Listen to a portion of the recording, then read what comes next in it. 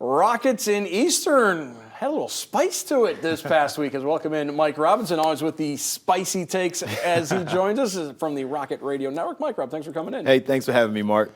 I guess maybe it got a little bit lost a year ago that after Eastern beat the Rockets in Toledo, they had a little celebration in the locker room, but it did not go unnoticed by the Rockets as there was a little bit of bad blood going into this matchup that the Rockets obviously won. Well, absolutely. You know, it's been a very long time. And, and Coach Creighton got asked at the end of the game about it. But at the coin toss, you saw Deontay Johnson straight like this say, if you want, we're not shaking hands until this game's over. And that's exactly the vibe that you got, as a leader of the defense, when the quarterback sticks his hands out and you're like, some people say it's unsportsmanlike.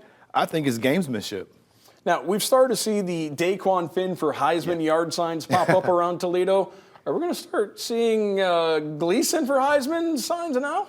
Well, you know what? Sometimes fans get really fair weather. They forget about how good it was in the past until you get something new, and it's just kind of like, whatever happened with yesterday, let's worry about now today. I'm a kid getting a new present, so to say. My daughter, she'll be like, hey, but no, don't get too excited. One thing that we do like is that we have a formidable backup, and also in case anything happens, Tucker Gleason can get the job done. I think that's what we need to understand as a Rockets program is, if we had a backup go out there and not be able to handle the game, Tucker did three touchdowns, game-winning touchdown. I mean, he did an excellent job. So, hey, I'm with Tucker. I'm with Finn. Put one of them in. We're going to win. Yeah, Tucker did win the MAC West Offensive Player of the Week honors for that performance against Eastern Michigan. As UT off this Saturday, they're back at it Tuesday hosting Ball State as Maxion is here. And before we wrap up the Eastern Michigan discussion, also great to have Maxon Hook back in the lineup. Yeah. He came up big winning the MAC West Defensive Player of the Week honors. Yeah, absolutely. Maxon Hook was all over the place, flying around the football field, but he made that big game time winning interception. He went down,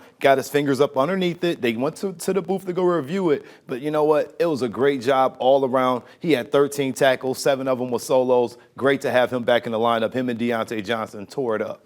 So as we mentioned, UT not playing this week, Ball State playing on Tuesday. How much of an advantage is that for UT to sit back Tuesday night, watch Ball State's game, and be able to pick apart anything the Cardinals are doing, have that entire week to get ready for it? All me is great. It's just like playoff selection. You get to sit back, watch your team. You get to dissect them because you can best believe that the football coaches from the Rocket coaching staff are sitting there breaking this film down, getting it prepared for their players, and the players are watching it as well. So now that they get this time off to get healed up, we'll see what happens with the quarterback room, if DQ's ready to go or not. Either way, we feel comfortable with what the outcome's going to be. But now you can see if some of these defensive players who were banged up can make their way back up into the lineup because we're getting kind of thin there. Absolutely. As the Rockets have entered the home stretch of the season, I want to thank our guest here on College Ball Weekly, Mike Robinson from the Toledo Rocket Radio Network. Thanks Mike Rob. Thanks for having me, Mark.